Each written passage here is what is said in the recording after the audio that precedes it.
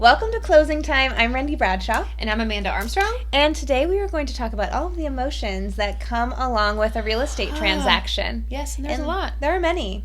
And it's not just for the buyers and sellers. It's also, I think, for us. As real estate agents as well. Yes. We're going to start, though, with a lightning would you rather round. Okay. Would you rather host an open house in July with no AC or in February with no heat? Ooh, February no heat. Same. Okay. Yeah, we can bundle. Would you rather deal with a low appraisal or a deal-killing home inspection? A low appraisal. Because... Yeah, if it's deal-killing. Deal-killing, there you go. Would you rather forget the lockbox code or your client's name mid-showing?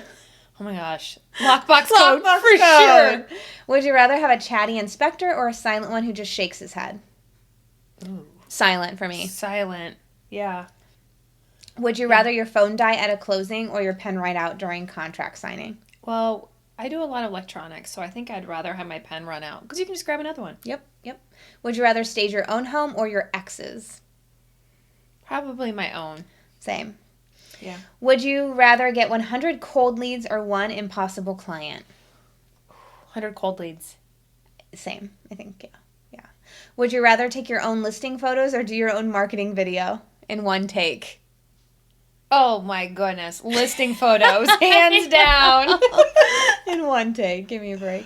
Would you rather have your car detailed or your schedule cleared? Oh, these are good ones. Car detailed. Car detailed, yeah. Would you rather every client call you after hours or ghost you mid-deal? I think I'd rather them call me after hours. Yeah, than ghost? Yeah. That's no fun. Just, hey, if you're not comfortable working with us, just let us know. Yeah, hey, I think you're weird. Yeah. Okay. All right, cool. So why does real estate feel so personal? Because a lot of people's identity is wrapped up in their home. Yes. Where you live, what neighborhood, what your home looks like. It tells your story. Yeah. Yeah. So when it's about the memories surrounding the home. Mm-hmm. There's so much more. It's not just a home. It's, their life, their story. And so I think when it comes to buying or selling, emotions get heightened and it's not easy to process those. Right. When we're showing someone a house, they're not thinking about the four walls necessarily. They're thinking about their lifestyle and, how they'll have coffee on the deck or how their kids will have tons of friends in the neighborhood. It's not necessarily like, oh my gosh, I lost out on that beautiful hardwood. Although that can be a part of it, it's usually not the biggest part of it. Yeah. Yes, I just had one recently. We're talking about the home and your stories. Like, I just listed a home that they were the first time owners, raised their children are gone and grown, and I was putting the sign in the front yard, and there was tears just streaming down the wife's face. That's and so I wanted to just hug her, and it's a lot of memories. It's not easy. There's so much. I think that probably races through your mind when you're like, okay, yeah, great, we're going to get a new house and we're going to get, build a ranch or whatever that looks like. But what about all the memories, the markings on the door casings of everyone's height, things like that. It gets really hard to let some of that go. Mm-hmm. I agree. So in a way, we become a little bit of a counselor or a therapist or just a sounding board for our clients during the heightened parts of the transaction. And sometimes, unfortunately, things that don't need emotion inserted into them, situations that do not get emotionally charged because of just how our clients are feeling about leaving the home, leaving their space, or coming into a new space. It's a big financial decision, so that can cause some heightened emotions. Yes. So what's a way that you can kind of talk down a client? Oh gosh, it depends on the situation. I always, my first go-to is like, I hear what you're saying. I like to kind of repeat to make sure I'm understanding what they're saying because sometimes they're all over the place and your concern or your emotion or, whatever, dialing it down to like one thing and breaking it down. Yeah. I think probably helps simplify things for buyers and or sellers.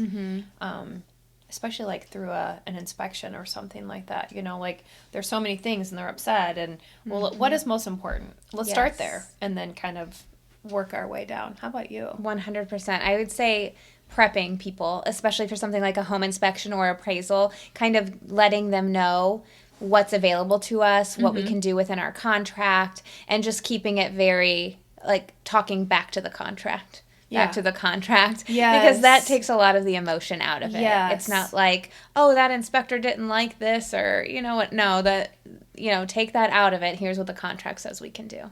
Correct. I like relying on that, and sometimes in attorneys in situations that it may be a little more difficult to move through, where both parties are happy. Yeah. So that's why we use attorneys. That is. We love them. We do. Do you ever have to kind of sit in your car and prep yourself to go into a situation? Because, you know, sometimes we're having stressful days. Right. And you got to kind of take a little to get it together, and then so you can remove your emotion. You don't want to... Exactly. Bring what you've been carrying all day into the situation that's probably already going to be a little heightened. Yeah. Yeah. I think being empathetic is probably something that is really important. Like, empathizing with their emotions. You might find them acting really crazy through a situation, but you know what? They're great. It's their crazy. Like, their feelings are valid. And I think a lot of times people just want someone to listen to them and to validate their feelings and to make them feel like how they're feeling is okay. Yes. And then it's our job to kind of flip that and then, okay, here's a solution. Do you do that a lot? Do you think about situations that you know we're going to be uncomfortable and kind of already have a solution in mind? Like, oh, I see this inspection report, or I know this appraisal, like I'm going to work on something first and then go to my client with A, B, and C. Here are some options. Yeah. Kind of helps diffuse the situation so it doesn't get escalated so fast. Yes, because of course we need to tell our clients everything, but we don't have to tell them everything right away. We can try to find a solution first, so then it's like, well, here's what's happening, but here's how we're going to fix it. Yeah. Because there's no need to insert unwanted stress on someone who is already a little heightened. And sometimes I care too much about my clients, and I tend to over realtor sometimes, or I can see where I can go in that way, and I want to insert my opinion, like I really think you should think about this differently, but you know, it's your clients, and sometimes that's not an option. Like, they are very regimented in their thinking process, and nothing is going to change their mind no matter what you say or what information or data you have to show them. And so it's hard sometimes to not over realtor, even when it's in their best interests. Like, I really don't think you should buy this home, but they're absolutely in love with it. And there's a lot of things that would concern me about it, but they love it. Like, it's really hard to not, I don't think this is the right one. You know, it's hard. It's also hard to crush dreams with reality. Yes. You know, to be like, if you're working with I have a younger client, and he's like, love this so much, let's do it. And I'm like, I also love that you love it.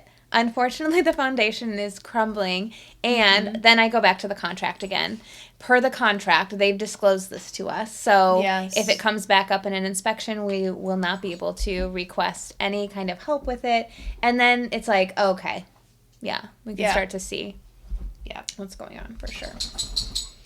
Okay, so let's break down some of the emotional strategy or journey of... Oh, okay. The emotional journey of buying and selling. Like, you get that excitement.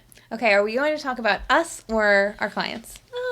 I guess we could do a little bit of both. Let's talk about our clients. Okay. Because there's so much that happens from A to B to C to D to Z to the end throughout the process. Yeah, so they get excited. And during a showing, I'll say, I am not trying to put down this house at all, but I'm going to point out everything that I see that could be a negative, once you move in. And so don't think I don't love this house for you. Don't think I don't like it. But it's my job to kind of bring us back down to here so we don't get too excited and kind of forget what our goals are. Right. Especially when they have a very long list of wants versus a short list of needs. Yeah. That it's difficult to find something that encompasses all of their wants. So I always try to bring them back. Okay, this is what we need.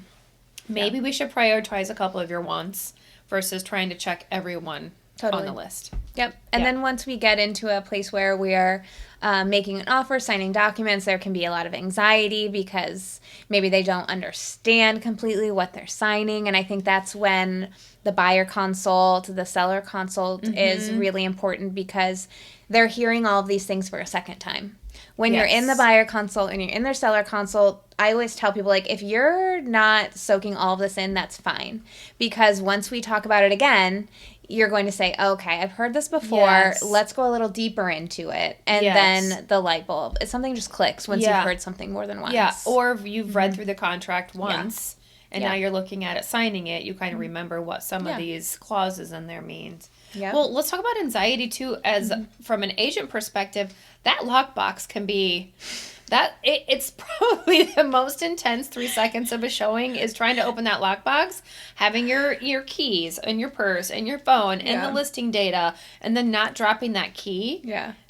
That's always something. Okay, the anxiety for me comes for when I send the dot loop out for signature, contract for signature, and those people are not signing it. As soon, I'm like, immediately, what are you doing? Yeah. What more important thing could you be doing right now than signing this contract so we can be under contract? Yes. You know? That's very true. Yes, because if you wait, the longer you wait, the more time you're giving some other buyer to, the opportunity to come in and purchase that house out from under you. Yep. So that's where it comes from me. But disappointment, Disappointment. Mm-hmm. We used to deal with this a lot, like in 2021, 2022, because average buyer was putting in at least like multiple 5 offers. Yes, before they got one accepted because there were so many buyers, so little inventory. Yep. We got good at our, I'm so sorry, text. Yes. Kind of, or call. I would call a lot of, just, depending how your client likes to communicate. Yes. Yep. Yes, that was not, some of those, especially when your client feels like this is the one. Mm-hmm. This has to be their house. And you're like, oh. You almost get to a point, I almost got to a point when people were getting excited about houses while we were in the showing where I was like, oh no. Yeah. Don't get too excited. We'll do what we can. We'll get creative the best we can. Yep. Yeah. Yeah. Yep. Okay, so acceptance and joy. That's a good one. Like, they're at the closing table. The anxiety is high because they're going through a 5,000-page loan documents and signing everything. The seller's just sitting there all done. Yeah. But when it's done and everybody has signed and the keys, get slid across the table, there's nothing more. It's just a joy. I have so much joy in that moment. Yeah, me too. Like, congratulations. You did it. We made it. Yeah. Here we are. Yeah. Go get your new home. It's so exciting. And the anxiety when whoever is going through the documents with the buyer, that you see on a buyer's face when it's like, these are all the payments you're going to make. Yes. Every single payment, it's like 10 pages. Like, don't look at that. Just skip to the end. Yes. Fine. Yes. Yeah, it's fine. Yeah. So what are some practical emotional advice you can give to someone who's about to start the journey of buying or selling a home? Expect ups and downs throughout the transaction throughout even the showings or the selling process.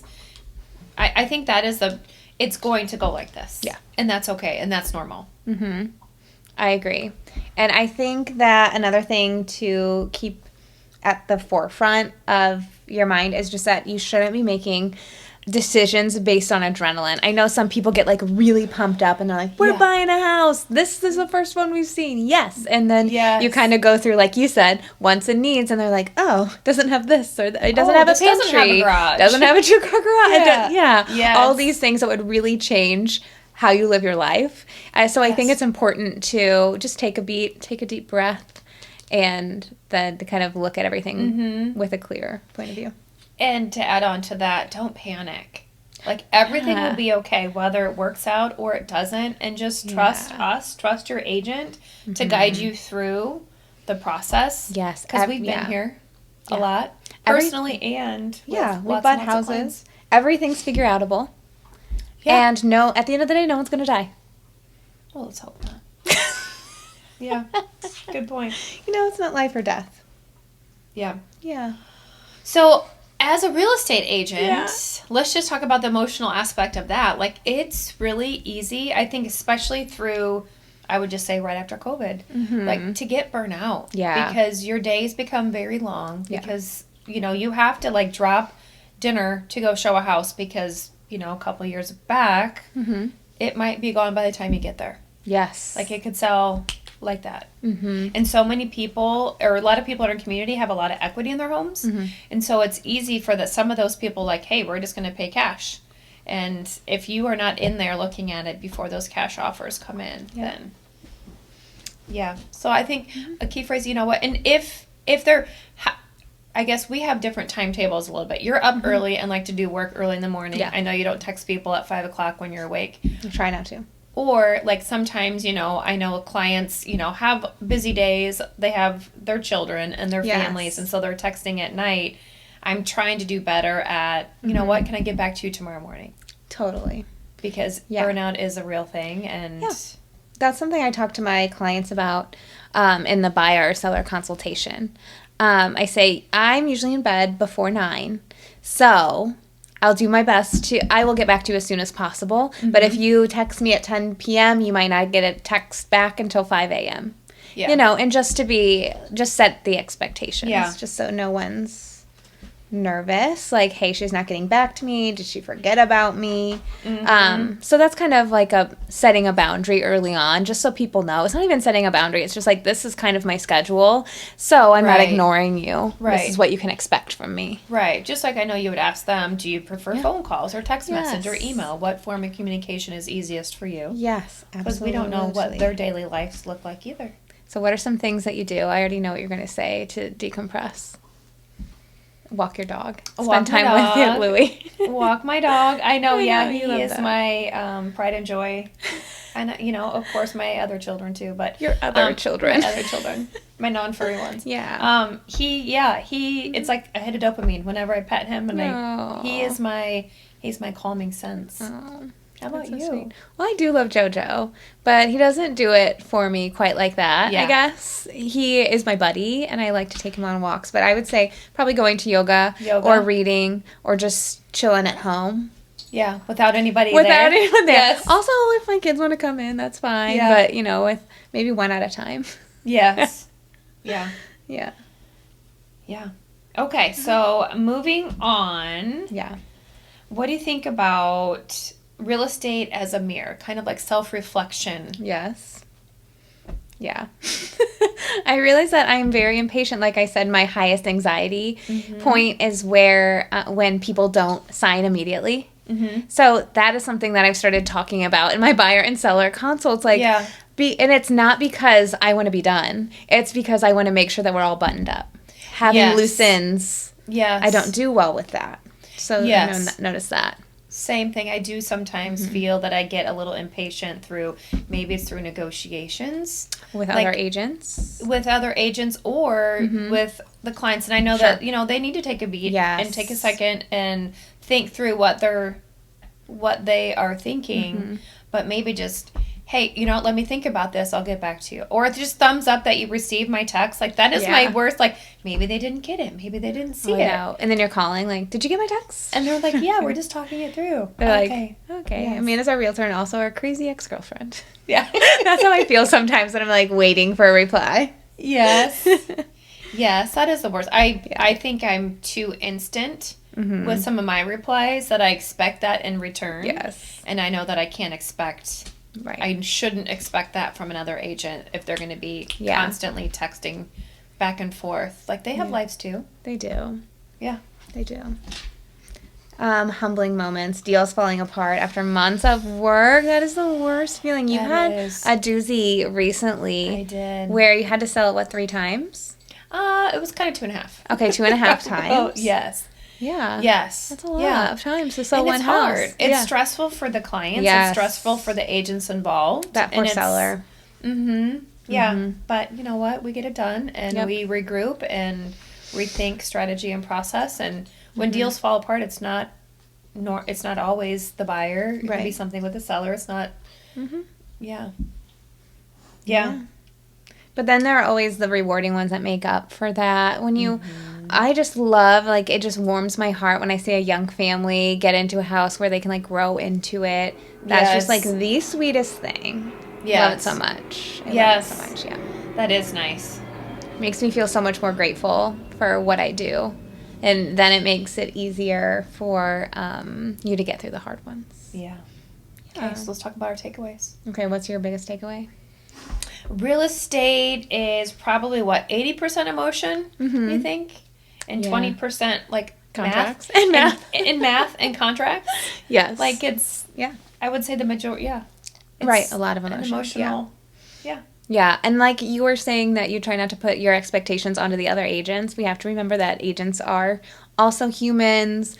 We have lives, so grace going both ways is really important. Yes. Yeah. And I like that you touched on boundaries. Like, those are really important, and they should be part of the business plan. And I think I will start incorporating that with my buyer consults, too. I really like that. Cool. Yeah. Well, thanks for hanging out with us today. Follow us on social media at Selling Blono on Instagram, YouTube, and TikTok. We'll see you next time.